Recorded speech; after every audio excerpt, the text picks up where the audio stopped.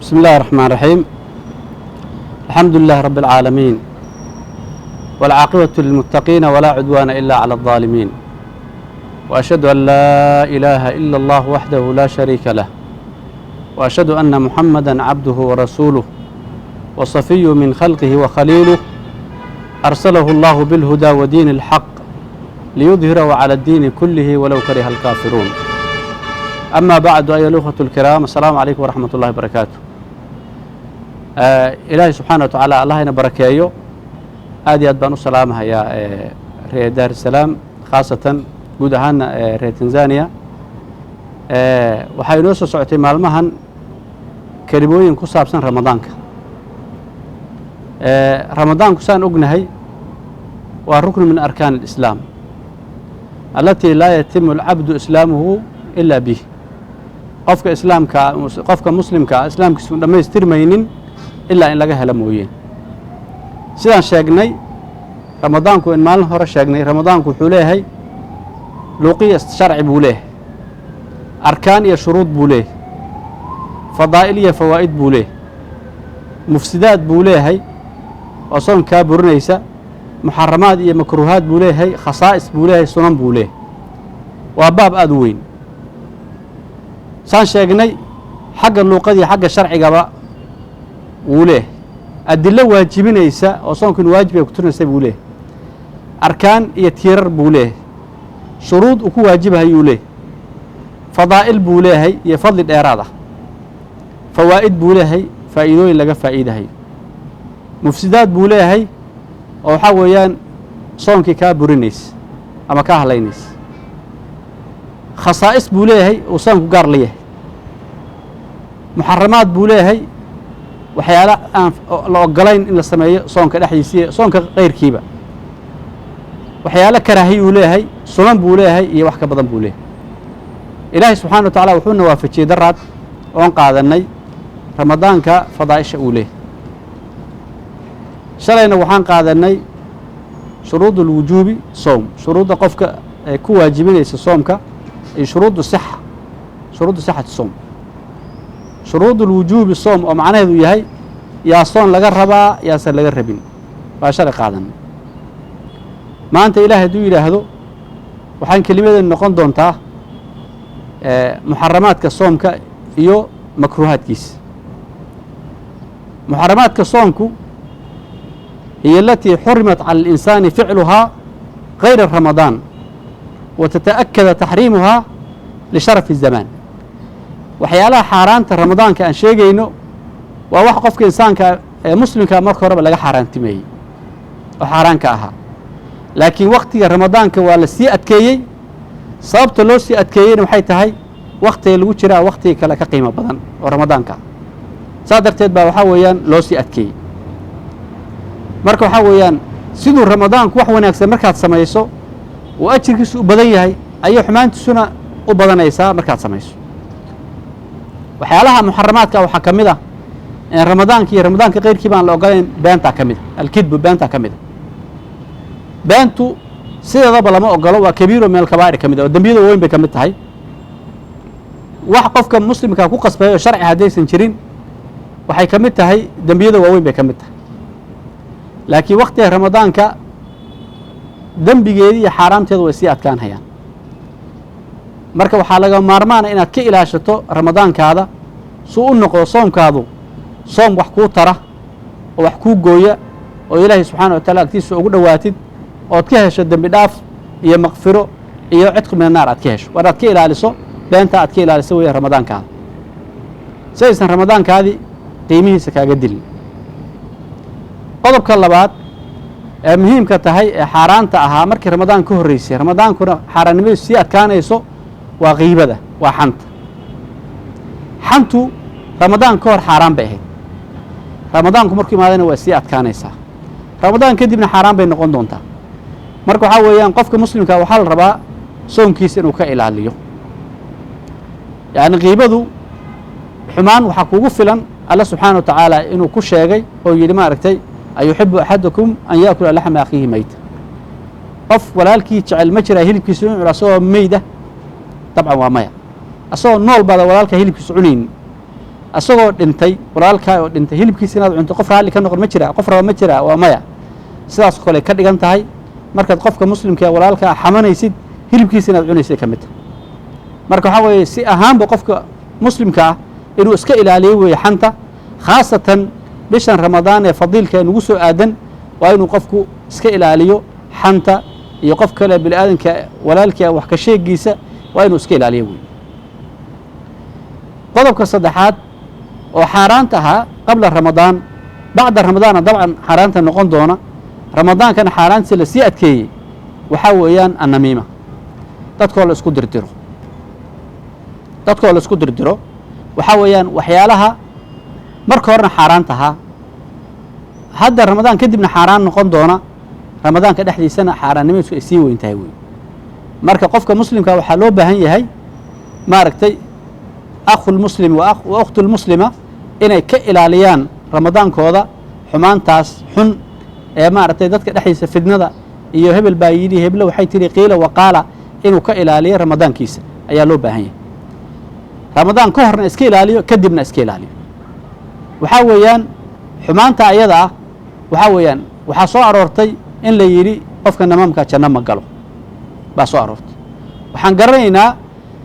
nabigu sal lla alay slam labadii nin uu soo maray uu yidhi waa la cadaabahayaa, wax weynna looma cadaabahayo. waxaa ka mid ahaa inuu nabigu sal lla alay slam uu yidhi mid baa ahaa namaam ahayo dadku isku diri jiray. marka waxaa weeyaan ficilkaa xun inuu dadku inaad iska ilaaliso ramadaanka dhexdiisa, ood carabkaada ilaaliso, oodan maaragtay qofka muslimka waxaa loo baahan yahay soonkiisa si wax ugu gooyo u ilaashado. leanna ramadaanka dhexdiisa waxaad haysataa saan hore usoo sheegnay maalin markaan fadliga ka hadlaynay in ducadaadii la aqbalo,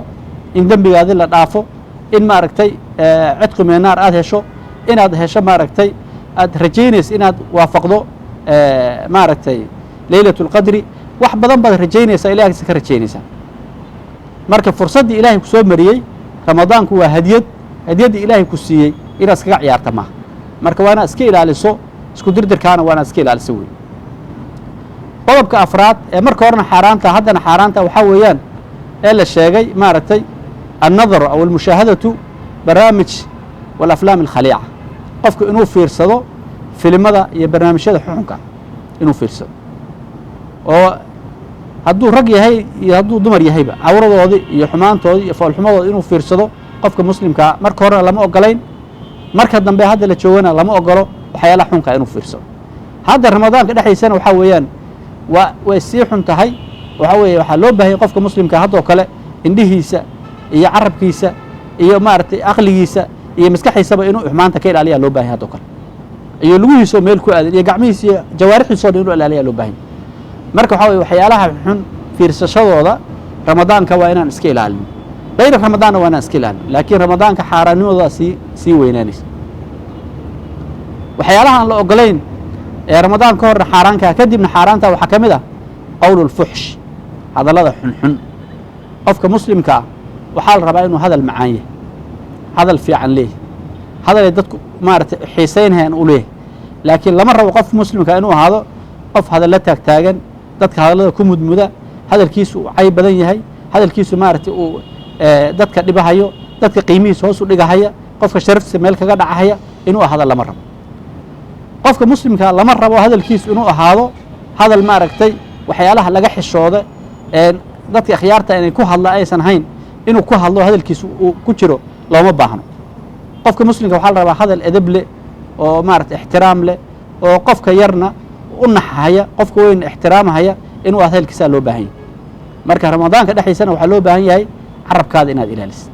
oo hadalka kaa soo baxaya aad ogaatid wuxuu yahay, ood maaragtay carabkaada aad ilaaliso. maxaa yeelay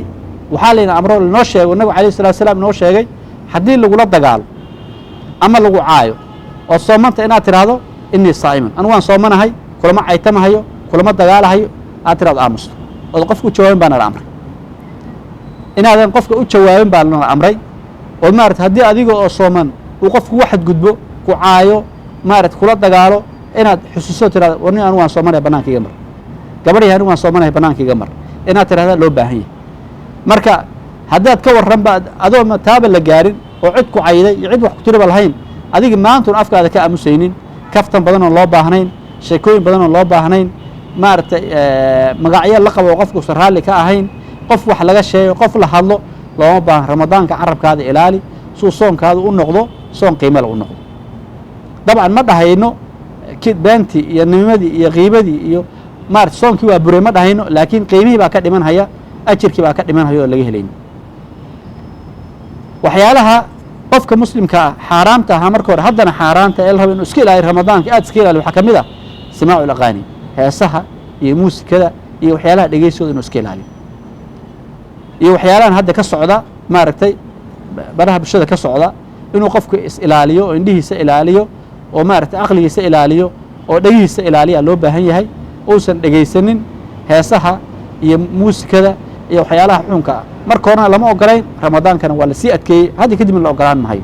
marka waxyaala loo baahan yahay qofka muslimkaa inuu iska ilaaliyo ayay ka mid tahay inuu dhegaysiga maaragtay heesahaas iyo xumaantaas waxa uu dhegaysanayo inuu iska ilaaliyo waxyaalaha ay muhiimka tahay ee la rabo qofka muslimka ah inuu ku dadaalo ramadaanka dhexdiisa waxaa weeye iltizaamu bixishmati almalaabis rijaala wa nisaa qofka muslimkaa inuu ku dadaalo oo islaazimiyo inuu dhar fiican xidho dhar fiican inuu xidho cawradiisa astura inuu meelo cawradiisu qalaalaato oo maryo ku dhedhegan xidho oo dhar xunu xidho oo dhar aan fiicnayn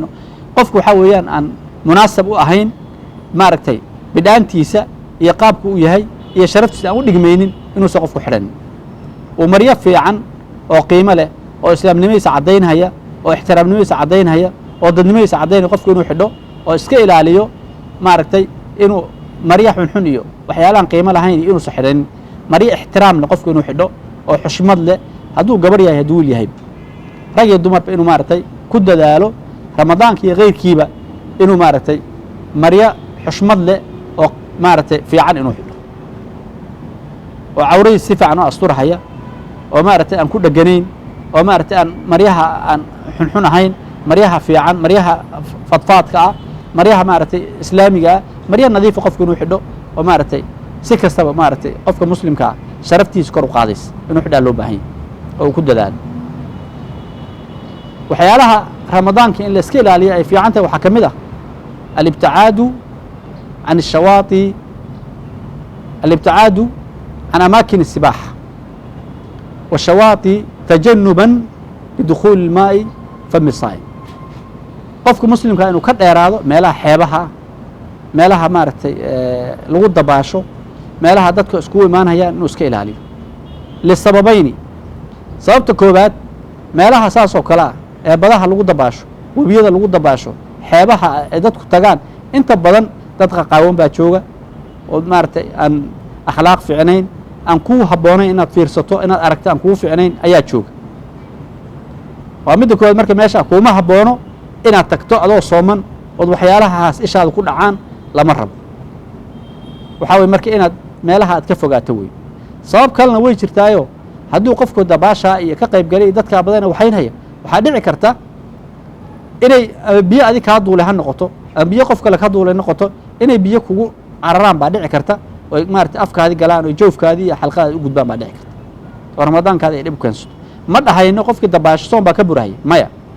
laakiin inuu is-ilaaliyaa loo baahan yahay oo aysan maaragtay biyihii uu ka ilaaliyo meelaha madaakhilta ay biyuhu geli lahaayeen uu ka ilaaliyo siaysan u gaarin gudihiisa ay biyuhu u gaarin marka labadaas sababba adoo dadaalaysid laanna soonku dadaal badan baa lagaa rabaa inaad samaysid fursad baad haystaa qaali ah mar dambe inay ku soo mari ma ogid haddaa ilaahay subxana wa tacala ku soo gaarsiiyey boqolaal iyo kumayaan soonkoona nala joogtaan hadda nala joogin fursadda aad haystay ilaahay subxaana wa tacala uu kugu galladaystay iyo nicmadaa ilaahay uu ku siiyey waxaa loo baahanya inaad ka faa'iidaysid waa nicmo ilaahay ku siiyey nicmo weyn weeye famaa bikum min nicmatin fa min allah nicmo kastoo la arka ilahay xaggiisa ay ka ahaatay nicmo kastoo maaragtay nicmo kasta ood hesho ilahay xaggiisa subxana wa tacala ka ahaatay nicmada ayadaa marka inaad ilaashataa la rabaa ilaahay ku siiyey hadiyada ilaahay ku siiyey ramadaanka ilaahay ku soo gaarsiiyey wax kastoo uu nusqaan u keeni kara inaad ka ilaalisaa loo baahanya marka taana inaad iska ilaalisaa loo baahanya waxyaalaha aan ramadaanka in la iska ilaaliyo u baahanayn bannaanayn waxaa ka mid ah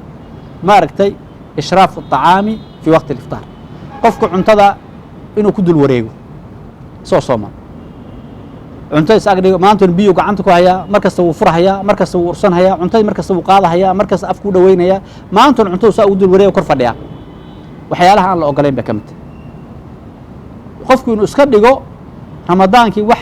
maaragtay culays ku haya oo dhib ku haya oo maaragtay lagu qasbahayo inuu iska dhiga lama rabo inuu farxad ku qaabilaa rabaa oo fursad ilaahay siiyay inay u arko oo nicmo ilaahay siiyay u arko oo ku farxo oo ilaahay maaragtay ku mahadiyaa la rabaa maantoon marka inuu sidii qof xabsi laga soo daayey oo cuntada dul wareego mar kan qaado mar kan dhigo mar kan qaado mar biyaha furo waxyaalahan la ogolayn bay ka mid tahay marka qofku waa inuu ka dheeraado arrimaha ayada ah suu ramadaankiisii maaragtay qiimo u lahaado waxyaalahan muxaramaad kusoo gagoyn waxaa ka mid ah mar kastana xaaraanta ah laga yaabo innaga soomaalida aynan ku badnayn waxaa ka mid a dadka ku afura iftaaru maaragtay dukhaan washiisha dad baa ku afurahaya oo soonka aan aragnay meelo badan oo tagnay soonkii markuu saa afka oga qaado biyihii u hore la afuro inuu sigaar ku bilaabo ama shiishihii balaayo dhuuqayo ku bilaabo mar kastaba iyadoon la ogolayn haddana xaaraanteedi way sii adkaanaysaa dadka waxyaalahaas kale iyadana ku afurahaya ee maaragtay samaynhaya marka waxaan oga maaragtay ugu naseexayaynaa walaalada ayagaa inay waxa sidiisaba gebi ahaanba iska dhaafaan ramadaankana khaasatan ay iska ilaaliyaan intaas aan uga gudbo waxyaalaha muxaramaadka ah waktiga ramadaanka iyo ramadaan keyrkiiba oon inta makruuhaadka dhowr shay ka sheego intaan halkaa ka gudbin waxaa laga yaabaa dad badan ay dhahaan muxaramaadku inay u qaateen wakhtiyada in la soomay xaaraanta tahay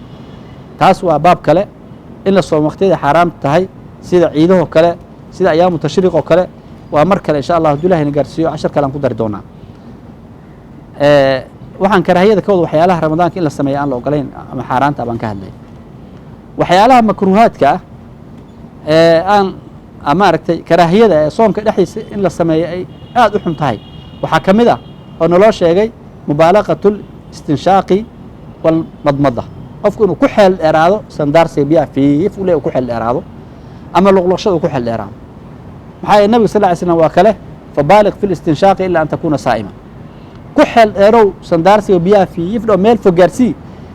ilaa inaad sooman tahay mooyeen haddaad sooman tahay meesha waxaa laga qaatay inaan la ogolayn inaad ku xeel dheeraato ood biyaha maarata fiifta ku xeel dheeraato marka waxyaalaha karaahiyada ay ka mid tahay waxaa loo baahan yahay qofka muslimka ee mu'minka ah ee walaalkeena in la hadlayno inuu maaragtay iska ilaaliyo ramadaanka dhexdiisa istinshaaqaas biyaha uu sanka fiif ku dhahayo hadduu dhahayana si kooban oo taxadar ku jirto inuu u sandaarsado luqluqashada sidoo kale inuu si taxadar leh u luqluqdo oysan maaragtay biyuhu u ka ilaaliyo maaragtay maaragtay u ka ilaaliyo dhuuntiisa saysan maaragtay soonkiisa wax ugu dhimin waa inuu ka ilaaliyo loo baahan yahay wuu luqluqan karaa wuuna sandaarsan karaa laakiin waxaa la rabaa taxadar dheer inuu sameeyo oo soonkiisa aad uga taxadaraa loo baahan yahay cibaadooyinku sidoodaba waxay u baahan yihiin in la daneeyo waa la sameeyo iska samee cibaadadu ma aha qofkan waa la tukadaa iska tuko waa la soomaa iska soon xaj baa la aadaa iska aad zakaa la bixiya iska bixi ma aha cibaadadu cibaadadu waxay u baahantay in si fiican loo daneeyo la ilaaliyo sida waxyaalaha kale adduunkaba aan u ilaalino say wax qiimo leh u noqdaan oo ilahi agtiisa subxana wa taala wax kaga gooyaan marka qodobka koowaad ee karaahiyada waxaan dhahaynaa waxaa weeyaan la iska ilaaliyo mubaalaqatu istinshaaq sandaarsiga biyaha fiifle oo lagu xeel dheeraado iyo maaragtay luqluqashada in lagu xeel dheeraado qodobka labaad waxaa ka mid ah ee karaahiyada ah dawqu طacaami bikayri xaaja cuntada in la dhadhamiyo haddaysan markaa dan jirin qofka cuntada wuu dhadhamin karaa oo cuntada inuu dhadhamiyo waa la ogol yahay hadduu daruro keento oo carabka wax laga dhadhamiyaa ilaan dhuunta wax lagama dhadhamiyo marka qofku intuu qaado carabka waxaa ku dhadhamin karaa haddana waa iska soo tufi karaa hadday daruro keento oo cuntadii uu kala garan waayo ma diyaar ma tahay mise ma aha ma macaa ma dhanaan tahay ma waxay u rabaa inuu ogaado wuu samayn karaa daruuro ay keento qof kale unu u waayo ama afuran ama qof caruur ama qof dhami u waayo inuu sameeyo way daruuro waysa waa la ogolyahay laakiin si taxadar leh u sameeyo laakiin markayn daruuro jirin waa karaahiyo qofku inuu ka dheeraado ayaa fiican inuu ka dheeraado ayaa fiican leanna wax kastoo soonkaada wax u dhimahayo wuxuu fiican yahay intaadan gaarin inaad ka dheeraato marka qodobka labaad waxaan leenaha karaahiyada waa cuntadoo la dhamiyo haddaan daruuro kuu keenaynin ood markaa aad ugu baahnayn la dhaminteeda in maaragtay dan weyn iyo xaajo weyn kaaga xidhnayn qodobka saddexaad wuxuu yahay ee karaahiyada ah ee culimmadu sheegeen an yajmaca asaa'imu riiqahu wayabtalica qofka canuuftiisa inuu uruuriyo afkiisa ku ururiyo haddana u laqo qofku markuu sooman yahay candhuuftiisu iska laqi karaa soonkiisa waxa ma yeelayso laakiin intuu uruuriyo jumlo ka dhigo afkiisa ku buuxiyo inuu hal mar laqo taasaa la ogolayn oo la diidan yahay taasaan la ogolayn oo la diidan yahay oo karaahiye ah maaragtay inuu qofku intuu afkiisa ku uruuriyo uu laqo xaggan maaragtay akhlaaq ahaanna kuma fiicno xaggii soonkaadina wax laqay baad noqonaysaa oo dhuuntaadii maaragtay wax weyn baa geynaysaa marka karaahiye xun weeyo inuu qofku iska ilaaliyaa fiican candhuufta afkiisa intuu ku uruuriyo inuu laqo qodobka afraad waxaa weeyaan ee qofku la rabo muslimka inuu iska ilaaliyo waxaa la dhahaa madqul calki ama liibaan bahasha loo yaqaano xanjooyinka ruugitaankooda dabcan markaan xanjo ka hadlayno xanjooyinkan caadiga ahee macmacaanka lagu daray ee sokorta lagu daray taas lama ogolo oo haddaad rugto macaankii baad laqaysaa maaragtay soonkaadi waa burahayaa xanjada caadigaheed ee liibaanka la yidhaahdo ama caadigaheed inagu aan lahayn baa la rabaa cad aan lahayn maaragtay wax macaan iyo wax dhadhan iyo wax gudbaya midna aan lahayn taa ayada ah baa karaahiye ah sababtay karaahiye u tahay maxay tahay waxbaa in baa gu'i karta oo laqi kartaa ayada dhan baa kugu ordi karta oo laqi maaragtay adoon ugu talagelin dhuuntaada dhaafi karta marka taxadar saad u samayso inaad ayadana iska daysa ayaa wanaagsan waa karaahiye ruugitaankeeda ayada ruugitaankeeda aad ruugayso baxaddaata soonka wax ma yeelayso laakiin dhibaato ka dhalan karta ayaa soonkaadii dhib u keeni karta oo inay qayb go'do oo laqdo inay ayada dhanba kugu cararto wax kastaa dhici kara marka soonkaada inaad u taxadirtaa la doonayaa ood xanjadaa iska ilaaliso si loo fahmo mar haddaan ku celin xanjadaan ka hadlahaye la ruugi karo waa xanjada aan macaanka lahayn laakiin xanjada caadiga ee liibaanka ee cadcad carabiga liibaanka la yihahdo inaguna xanjada caadigeeda teen ahayd geedaha laga goyn jiray ama meelaha foox ahayd taas caadiga cadcad baa laga hadlayaa qofkuu iska ruugi karaa laakiin waa karaahiyo khawfan isagoo ka cabsanaya hadhow inuu wax ku cararo ama waa maaragtay ayadiiba maaragtay uu laqo waxyaalaha maaragtay qofka karaahiyada ah ee loo baahan yahay qofku inuu iska ilaaliyo waxaa ka mid ah alqubla dhunkashada ninku xaaskiisa inuu dhunkado ramadaanka dhexdiisa liman tuxariku shahwatu qofki is og inay shahwadiisu dhaqaaqayso oo dhib ka badan hadhow ka imaanhayo garanhaya waxaa fiican ramadaanka inta maalintii ramadaankii la sooman yahay inuu xaaskiisa ka dheeraado uusan dhunkanin uusan maaragtay ayada dhan taabashadeedii iyo dhunkashadeedii waxooda inuu iska ilaaliyo maxaa yeelay waxay sabab u noqon kartaa dadka ishubina is awoodin inay shahwadoodu kacdo inuu dhib ka dambeeyo imaado inuu soonkiisi dhibaato badan u keensado oo maaragtay halkaana ooga imaado maaragtay in maaragtay ciqaab kale ooga imaato oo inuu maalintii soo celiyo inuu laba bilood ama soomo inuu kan sameeyo aysan maaragtay hawlo kale oo dhib badan aysan isagana ugu imaanin soonkiisana ooga hadlaamin marka waxaa weeyaan qofkii aan ishubin maaragtay inuu maalinta ramadaanka ah habeenkii baaba la joogaayo laisugu imaanhayaa laakiin habeenka ramadaanka inuu ka fogaado maalinta waan ujeeda maalinta ramadaanka inuu xaaskiisa ka dheeraado dhunkashadeedii iyo ogadeeda u taabtay inuu iska ilaaliyo si aysan dhibaato ka dambayso oga imaanin shardi baan ku xidhna waxaan waa qofkii ka cabsanhaya maaragtay shahwadiisu inay deg degta oo kacdo waxyaalaha karaahiyada lagu sheega waxaa ka mid ah maaragtay tarku saa'imi baqaaya طacaami fi asnaani qofka sooman inuu ilkihiisa oga tago waxyaalaha cuntada ku hadha hadhow soo babaxaan uu lalaqo candhuuftiisa raacdo waxyaalaha karaahiyaday ka mid tahay marka waxaa fiican qofka muslimka ah aroortii markii uu suxuurto oo dee markii la suxuurto adinkii labaad baaba bilaaban hayo salaaddii baa dhow inuu qofku uu maaragtay uu cadaydo oo luqluqdo oo wixii ilkihiisa ku hadhay iska saaro oo maaragtay uu iska nadiifiya ayaa la rabaa inuu iskaga taga ma ah oo hadhow maaragtay arrintaas waxay keeni kartaa waxyaala ilkihiis ka soo baxay inuu laqo inay maaragtay shaki ku keento uu asaga laftiisa shakiyo ma waxbaad laqday ma waxbaad samaysay amaba ay soonka wax u dhinto oo soonkiisa wax u dhintaa dhici karta marka waxaa weeye waxyaalaha waxaan ku walwaaynaynaa marka qofka muslimka ah ee walaalkeena iyo gabadha muslimadaaba markii la saxuurto inuu qofku dee salaaddii baa soo dhow salaad kasta inuu qofku cadaydo muslimka wanaagsanta waa sida fiican marka inuu cadaydo oo luqluqdo oo maaragtay ilkihiis wix ku jiisay ka saaro ayaa iyadana ayaa fiican si oga dheeraada arrinta ayada oo maaragtay arrinta ayada oga dheeraado waxyaalaha karaahiyada ah oo ay maaragtay soonka dhexdiisa aan la ogolayn waxaa ka mid ah alwisaalu waxa la yihahdo wisaalu الsawm biyowmayn o aktar inuu qofku soonkiisa وحريريو مال يكبدن لهم مال يكبدن إنه حريري وسالكم معني سمحوا يا دام فسرنا وإنه قفك ما أنت صومنا سو ما أنت أصومنا وأفرو أوصن أفرو بانو كذا وسيد أصومنا ده نبري صوم وسالك واساس إنه مارتي ما أنتو صومنا نكون عليه مر لبعض ما أنتو صومنا عاو وحم عنين ما أفرين وحم سمينين وحويان سيدي أيوة أركي صوم كيسي بريكو سيوري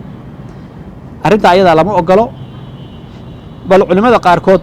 حرام بكديجين علماء قاركود حق بدينا وكراهية ليري مرك أرنت أيضا لما أقلو نبينا واكيد ديدي يري حسميننا ما ركتي وسالكاس isku xidhinta soonka la isku xidhay soon la afurin waxba la cunin ha sameeynina asaguna uu sameeyay nabi kaleey salaam saxaabadu markay weydiiyeen anu iniga lamid mihi marka taas ayadana waxa weeyaan waxyaalaha aan karaahiyada ah aan fiicnayn ee laga yaabo mararka qaar koodna inay xaraan gaadho aan loo baahnayn qofka muslimka waa in sidii loo dajiyo ku socdo maalinta uu soomanaado habeenkina uu afuro baa loo baahan yahay inuu tabartiisa beelo oo cibaadadii uu adkasoonka wadi waayo oo cibaadadiisa kala wadi waayo wuxuu qaban lahaa awoodi waayo ayaa ka dhalanaysa meesha ayada marka waxa weeyaan taasna ayadana qofku inuu iska ilaaliyo ayaa loo baahan yahay qofka muslimka waxyaalaha karaahiyada ayadana maartay qofka muslimka soonkiisa maartay wax u dhimaysay ka mid tahay oo karaahiyada wasaalka ayada waxaa maartay ayadana aan la ogolayn waxyaalaha maartay karaahiyada kamid ah bal marka qaar kood xaraam noqonaysa dhanka markii laga fiiriyo waxa weeyaan balcun waxa weeyaan qofku inuu laqo khaqadiis inuu laqo sida ramadaan iyo غير ramadaan ba lama ogola waxaas lana waxa weeye shay qadar weeyo waa shay xun oo laga labalaboodo laga yaqsado qofku marka inuu khaq laqo sideeman loo ogolayn waa waxyaalaha aan marnaba la ogolayn qofku inuu sameeyo maxaa yeelay sideeda waxa wax laga maartay qofka muslimka anaafo uu ka sameeyo oo uu ka maartay ka labalaboonayo ka yaqsan hayo weey marka ramadaanka qeyrkii ayaaman arinta la ogolayn ramadaanka haduu soo galana waxa weeyaan arintaas way ka sii xun tahay marka qof muslimka waxaan u sheegi lahayn arinta ayadan uu ka dadaalo oo mar kastaba iska ilaaliyo waa arin qofka maartay uu dhibsan hayo weeyaan qofka soo muslimaan dhibsan hayo qofka soo bilaadan uu dhibsan hayo weeyo marka inuusan laqin ama ha badnaato ama ha yaraato inuu maartay iska tufo khaqadaas loo baahan yahay iyadana waxyaalaha iyadana karaahiyada keenaya kamid marka walaalka muslimka iyo walaasha muslimada waxa looga baahan yahay bishan ramadaan ilgooni inaad ku ilaaliso oo qiimo gees u yeesho oo maartay ku dadaasho bishan ilaahay subxaanahu wa ta'aala uu soo gaarsiiyay saad uga faa'iideysan lahayd waxyaalaha soo dhan inaad ka fogaato waxyaalaha bal kuwa ka sii yar inaad ka fogaato waxyaalaha ka sii yar inaad ka fogaato si uu soonkaadi kugu nabad galo saad ilaahay subxaanahu wa ta'aala raalihanshiis u hesho saad ilaahay idimkii dadka naarta laga xoreeyo ugu darmato saad maartay dadka leeyahay qadriga gaarsiiyo ugu darmato sida dadka ducaa mustajaab ramadaanka ducaysa la aqbalo ugu darmato sidoo ilaahay subxaanahu wa ta'aala kaaga raali noqdo waa inaad qofka soonkiisa ku dadaalo iskana ilaaliyo waxyaalaha soonkiisa qiimihiisa wax yar Allah ka dhigay ku sameeynaysa ama qiimo tiraysa ama dib u keensanaysa qof muslim iska ilaaliyo rabaa dhammaan naftayda iniga waxaan u dardaarmayaa insha Allah in maalinta lagu dadaalo hadduu ilaahay idmo casharaduna waa inoo socon doonaan beri dambe ramadaanka waxyaalaha casharada ka haray baan dhamaystiri doonaa insha Allah hadduu ilaahay yiraahdo hadduu ilaahay subxaanahu wa ta'aala ilaahay noo ogolaado na gaarsiiyo marka ilaahay subxaanahu wa ta'aala waxaan weydiisanaynaa bi asmaa'il husna wa sifaatihi al-ula ilaahay subxaanahu wa ta'aala dambigeena iyo dambiga waalidkeen iyo dambiga muslimiinta iyo muuminiinta dambigooda Allah ilaahay inuu dhaafo al-ahyaa minhum wal amwaat kuwa dhintay kuwa nool ilaahay dambigooda inuu dhaafo ilaahay subxaanahu wa ta'aala weydiisanaynaa waxaan ilaahay weydiisanaynaa ramadaanka dhowrka bariya ka dhiman ilaahay inuu nabad nagu gaarsiiyo kuwii soomana ilaahay naga dhigo kuwii ka faa'iideystana ilaahay naga dhigo subxaanahu wa ta'aala kuwii dambigooda la dhaafana ilaahay naga dhigo kuwa naarta laga xoreeyo ilaahay inuu daran weydiisanaynaa aad baan ni salaahi mar labaad assalamu alaykum wa rahmatullahi wa barakatuh